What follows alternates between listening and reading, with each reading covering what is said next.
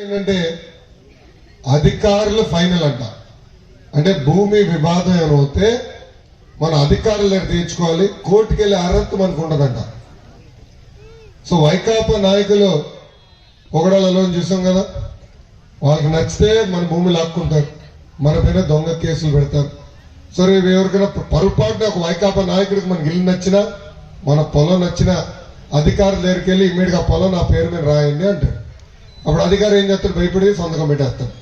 భూమి వాళ్ళ పేరుకి వెళ్ళిపోయింది, కోర్టుకు వెళ్ళే అర్హత లేదు ఆ చట్టం ప్రకారం. ఇంకో విచిత్రం ఏంటంటే ఒరిజినల్ కాగితాలు, భూమికి సంబంధించిన ఒరిజినల్ కాగితాలు ఈయన పెట్టుకుంటాడంట, జగన్మోహన్ రెడ్డి గారు పెట్టుకుంటారంట, మనకి కాపీలు ఇస్తాడంట. అదే ఆయన పెట్టుకుంటాడంట, జిరాక్స్ కాపీలు మనకి ఇస్తాడంట తల్లి. సో నాకు ఇప్పుడు అర్థమైందండి, ఎప్పుడు ఎక్కడికి వెళ్ళినా మీ బిడ్డని అంటాడు తల్లి. పొరపాటున మళ్ళీ గెలిస్తే తల్లి మీ బిడ్డని కదా, భూమి నాది, నాకు ఇచ్చేయండి అని లాక్కుంటాడు. అందుకే చట్టం తీసుకొచ్చాడు.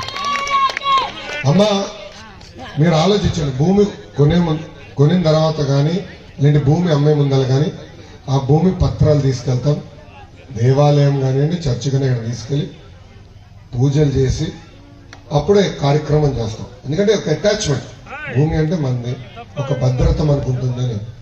అలాంటిది ఆ కాగితాలంతా ఈయన పెట్టుకుంటాడంట, కాపీలు మనకిస్తాడంట.